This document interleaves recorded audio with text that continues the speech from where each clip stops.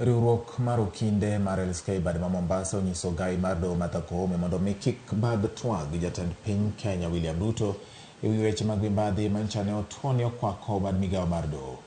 Okindego koni Jatend piny onego luw chike kendo okawo okang' mar donjo ne jong'ad bura ma oseyangi kata moseyango ni timo mibadhi e bad migawo no mar doho.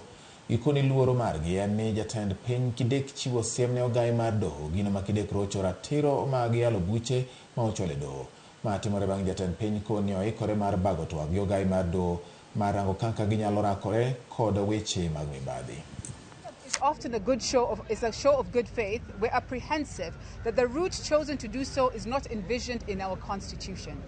We call upon the Chief Justice to ensure that any engagements on this are part of the constitutional thresholds.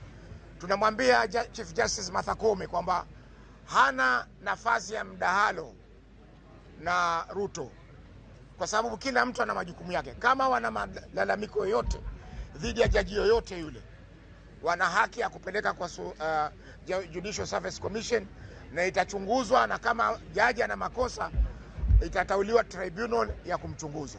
Lakini hakuna masala ya kujifungia katika rumu wakasema anafanya mdahalo ama anafanya discussions. What discussions? If you have lost, appeal. If you are uncomfortable with a certain judge, judges are known by name. Corruption does not exist in gross.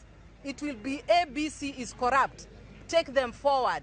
So I urge the Law Society of Kenya and the judiciary to be vigilant so that we do not go back to those dark days of the 90s when decisions were made at State House.